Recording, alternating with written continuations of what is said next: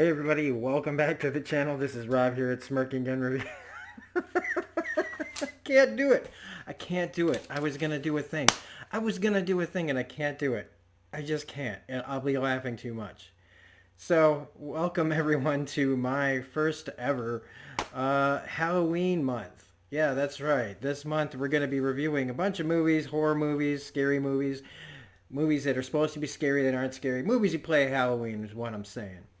And first up, we're going to be talking about 2002's Resident Evil. If you don't know what it is, well, here's a little look, and we'll be right back with the review. Let's go!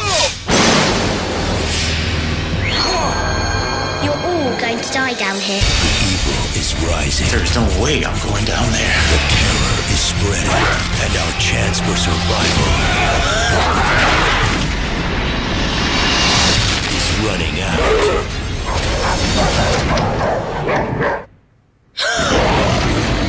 Resident Evil.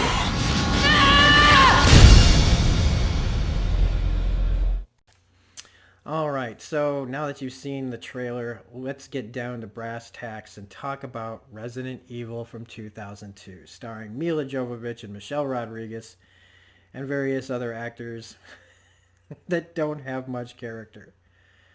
See, that's my biggest problem with this movie, is its lack of character, the fact that they use a ton of exposition to talk about the T-virus and don't do anything with these characters. It also leans too heavily into this plot that doesn't feel like Resident Evil. All the bits are there. They talk about Umbrella. They talk about the T-virus. There are zombies in this. There are the zombie dogs, and there is a liquor. But the rest of it feels like it's taking place in some other universe. Just saying a name of something that's familiar doesn't necessarily just make it so. Slapping any kind of name on it. It's been done before where somebody calls it something and just for name recognition basically only. Because this doesn't really feel like Resident Evil to me. It never did. Even when I saw it back in 2002.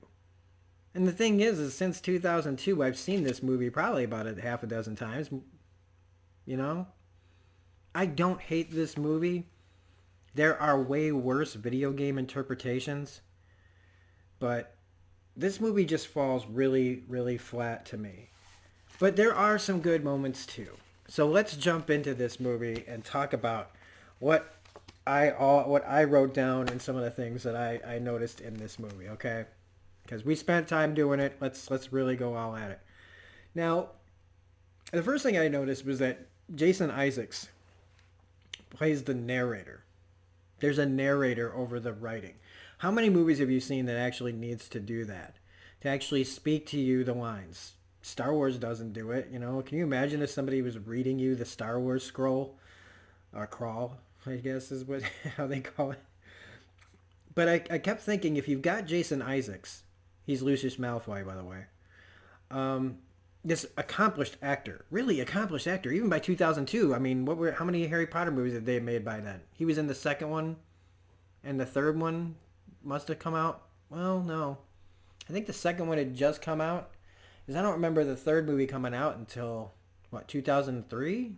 2004? Either way, he'd also been in like Black Hawk Down and a bunch of other things. So why just have him here as the narrator unless there was something else for him to do and it never ended up on the cutting room floor, or maybe he just knew the director and the guy's like, hey, I need a narrator. Can you show up for like half a day and just record some lines for me? The soundtrack for this movie, I mean, it was 2002, so techno, electronic, Nine Inch Nails, Marilyn Manson was still pretty popular then. Some of the soundtrack works, but by an hour and a half in, I was a little bit tired of the when I'm used to these games having a more creepy sound. But since we go right past the mansion and go right into the hub, the hive area where it's all technological down there, I guess they figured screw having a classical sounding soundtrack. They wanted to get, they wanted to have like an album tie-in. And so it had to be rock and roll. But the thing is, it's like 2002 rock and roll, the techno electronic rock. Look, some of it's all right. But a lot of it, now that it's 2020 and I go back and listen to it again, no thanks. So the first thing I did was like when I was watching this is when they show somebody throw the vial into the room that breaks, and I thought, great, this whole thing started because some asshole doesn't know how to throw trash away. But this first scene does work. All these people at their job, we don't even know it's underground yet. You know, they have the fake, windows with the outside so it looks like it's outside, We don't know any of that yet. All these people getting trapped and killed and stuff. And the paranoia of all that works. The other thing is that, it takes away some of the mystery of explaining, like, like it's cooler, like in movies like, I was thinking of Event Horizon and stuff, or like Alien or whatever, where they go somewhere that something has happened, and then you have to piece together what happened. In this, they just kind of remove all that and say, well, that's where all the zombies are going to be. But it was still effective, even though, like, they were cutting away from scenes that I wanted in there. Like the lady's, I'm sorry, but it's a rated R movie. When the lady's head gets in the elevator, stuck, and she flies up, they cut away from it. And that's not the only time they do that in this rated R movie. So either it was budgetary, right? We don't have enough money to show the lady's head pop off. Was it incompetence? Like I'm leaning towards the financial reason, but it also shows, I know that there was like this big fight between cutting it down from NC-17 and the fight to maybe make it PG-13, and then finally being adamant that it's a rated R, it's a rated R game series. We need to make it rated R. I wish more people actually fought for that. But if you don't make it rated R, because this didn't really feel like a rated R movie most of the time. Yeah, I saw Mila Jovovich's nipples like once or twice. Who cares?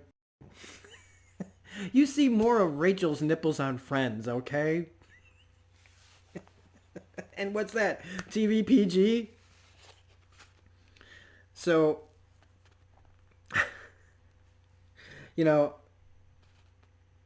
speaking of Mila and her nipples, sorry, Mila.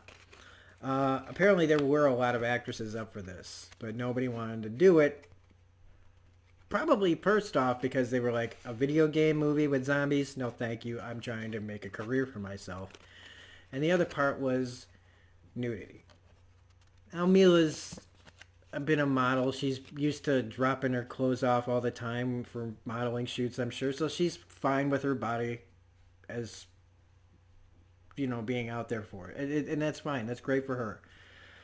But the problem that I have with everybody else passing on this is that as much as I like Mila in like The Fifth Element or like, I guess, The Fourth Kind, or Joan of Arc. I mean, she wasn't bad, and like I didn't hate her in Joan of Arc.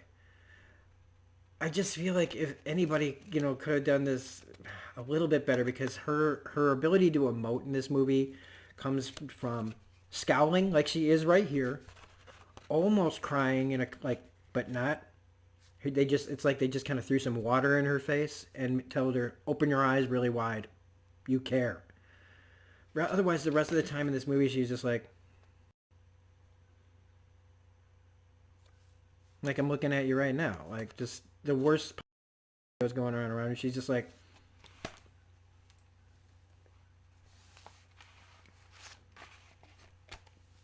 so they just, and her, she wasn't the only block of wood in this movie. Basically, everybody was. Michelle Rodriguez, who fought to be in this movie, because she told her agent, like, if there's a Resident Evil movie, I want a part in it. So they get her in the movie, and what does she do in the majority of the movie? She's either being bitten, or she's posturing, or she's just looking half dead. They give her no character. The one line that she, that's near the end of the movie that I was just like, oh, really? Who made her say that? Was like, where she's like, when I get out of here, I think I'm going to get laid. And I'm like, okay, is that supposed to mean that, like she's empowered or something? Because all these characters are just wooden. Matthew, he's idealistic. Spencer is opportunistic. The soldiers are nothing. Mila is basically a blank slate. And they don't do anything with it. Yet we still have tons of scenes over-explaining things like the T-virus. All this tons of exposition for people that honestly just want to see people getting chased by zombies and getting their heads bitten and stuff like that. They don't care about the lore, which maybe is one reason why they didn't dive as much into the lore as they could. But as we've seen with things like The Walking Dead, we know that people want that. They want character. The biggest thing in The Walking Dead is the character work. As much as it is at this point in the show. And that show. But like the first few seasons of it, man, up to like 5, 6, there was a ton of character stuff. But they had time. And I realize that in an hour and 40 minutes you have to sacrifice some things. But they gave us no character. I didn't care about any of these people. Not to mention that none of them are from the game. Not one single fucking person in this is from the game.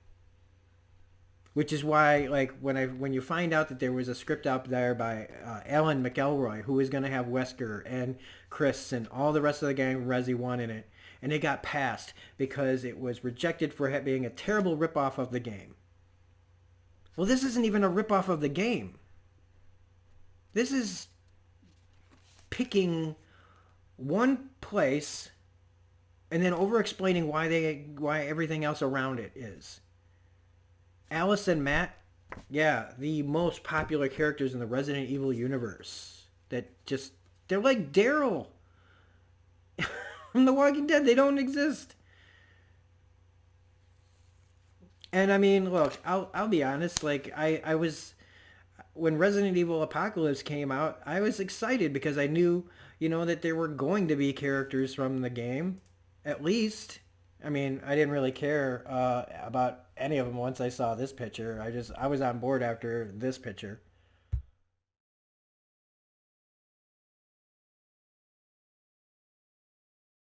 Look, so sue me. I think Jill Valentine's hot.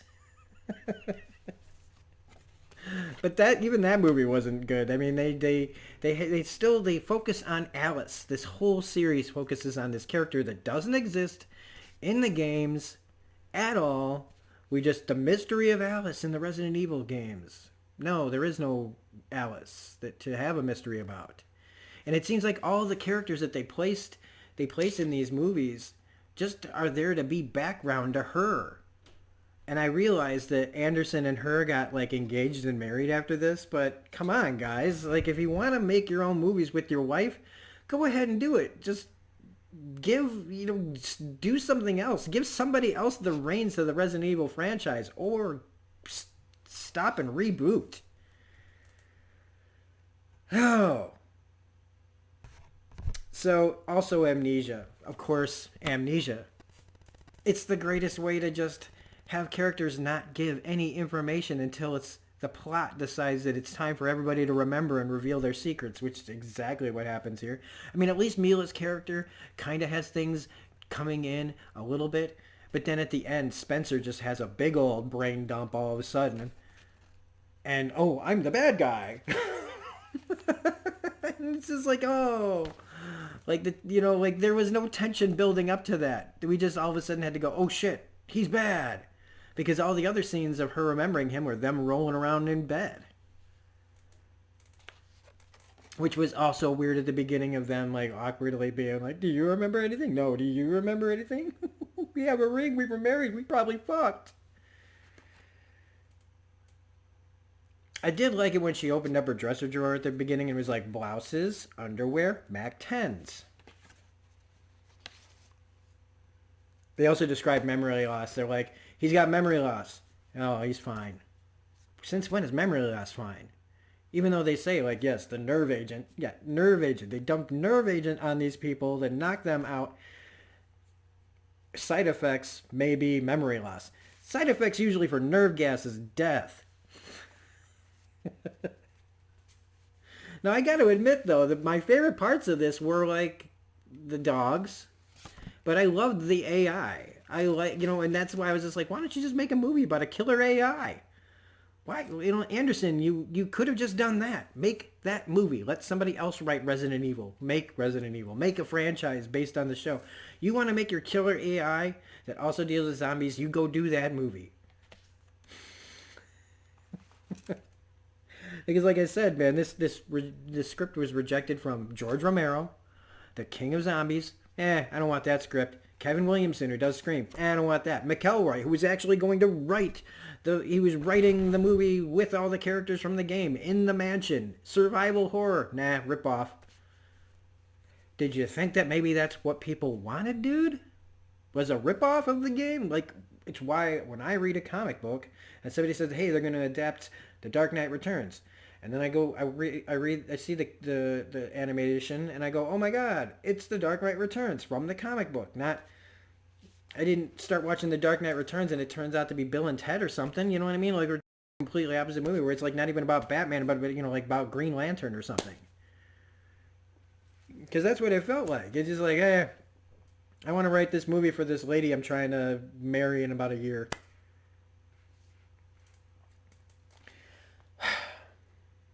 Because, the AI is the biggest threat. The zombies are just a bonus. A sucky bonus.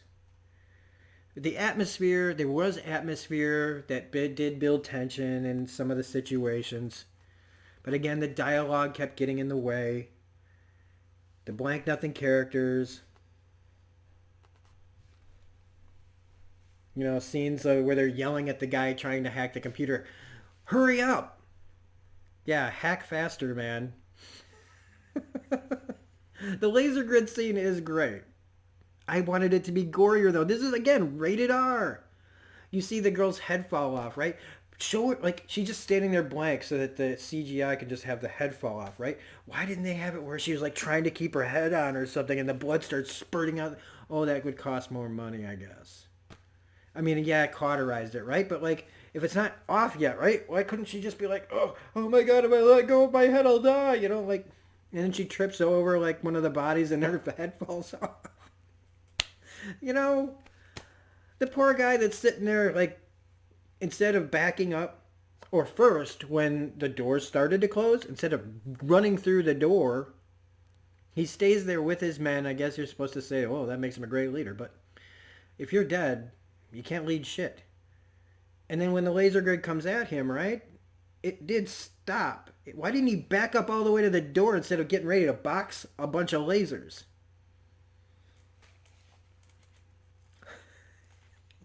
And I noticed that, like, there were times when the doors would open and close, right? And I realized the doors were CGI. We couldn't afford doors. Now, I do kind of forgive, like, the zombies come in, right? And they don't really know what they are. We know what they are. We know how to kill zombies. Everybody in the audience knows how to kill zombies. Nobody goes for a headshot ever in these. Everybody always goes for body shots. Look, I've never fired a gun. I've held guns. I've never fired one. But all I know is that if I was aiming to kill someone, zombie or not, I would be aiming for the fucking head, because that's the point, to kill someone if you're going to use a gun. I mean, I did like that. Even the thing, though, that bugged me was, like, in games with zombies, right? A lot of games let you, if you shoot a zombie in the leg, they fall down. It gives you, like, a tactical advantage so that you could, like, stomp on its head or whatever. This, they shoot the zombie in the leg, he just stands there like,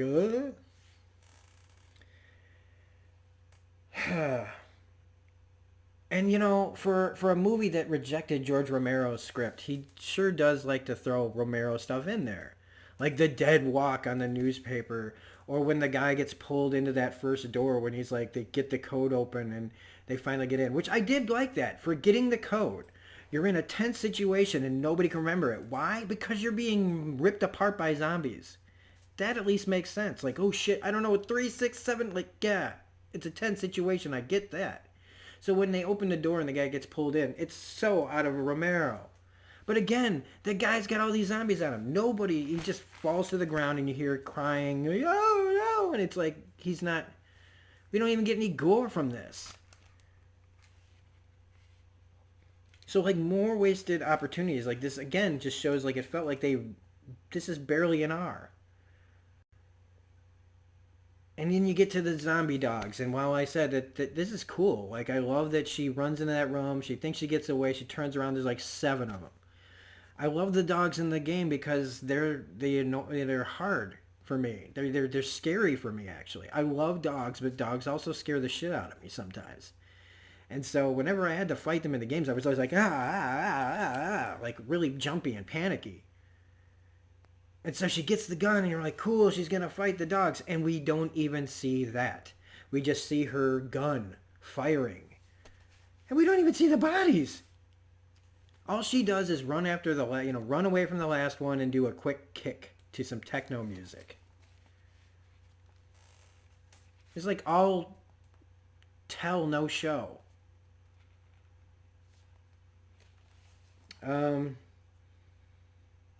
Although there was one line in here from Spencer who says nothing, he's talking about Matt, about what, you think the guy like him is ever going to change anything? Nothing ever changes. And I thought, wow, that's at least true when it comes to fighting corporations. But again, they talk more about the T virus than anything else. And it's just a few things that they put in here, like the laser hallway bodies disappearing was great. A good reference to the movie. Talking about how that it was hard to keep the gore on the dogs because they kept licking it off. But this, even in this end, when they come and they take them all away and everything, that was in this scene here was great. And that last shot of seeing the scope of the city, it was great. It gave us but the thing is like here it was like looking and seeing like, oh shit, some shit was really happening. But nothing seemed to happen really in this movie. And somehow that's worse than just making a bad video game interpretation, is making one that nothing really happens. Not really doing much with the lore. Having characters no characters from the games. Having a rated R movie that's barely an R just so that you can show, your soon-to-be wife's body, sort of. Having good actresses like Michelle Rodriguez and fight to be in your movie and giving them nothing to do. So, if I had to give this movie a grade, it'd be like a D, high D, low C minus. And I haven't seen Apocalypse in probably the same amount of time as it's been since I've seen this one. But I never bothered watching any of the other ones because it didn't feel like Resident Evil. And the stuff that I have seen, clips of it, it's just been ridiculous. And some of it feels like, oh God, let's really give them what they want by the end of this series. But if you have to wait 5 or 6 movies to really get what you want from a series, you've made some major mistakes. If you like this series, it's great. Ride or die with your zombie-loving selves. Ride or die with Resident Evil loving. I love the Resident Evil game series. It can be frustrating at times. I thought 5 was a mess, and I gave up on 6. I thought 7 was good. I love 4. And 3 and 2. 2 is a masterpiece. Now that I've gone back and played the new one. I love it. So redo this. Let's start over. Let's start fresh. Let's start with somebody who knows how to write a script about character. Let's give somebody a chance that's good with like an ensemble cast. Like maybe a James Gunn kind of type. And let's do this over again. Let's do this proper. Let's put it in a mansion. Let's put it with the characters that we know. Let's create some tension and some characters along the way. Otherwise, just stick to, I guess, the games and some of the animation, like that new show that's coming on Netflix. Maybe that'll work. Otherwise, if you liked this review, please hit the like button, comment, share, subscribe, the bell for all notifications. We're going to be back Wednesday with another installment of my Halloween series. And it's going to be the John Carpenter film with James Woods called Vampires. I should be doing The Thing, but we're doing Vampires because it's what's on streaming. So, This is Rob saying have a great night, and we'll see you on the next video.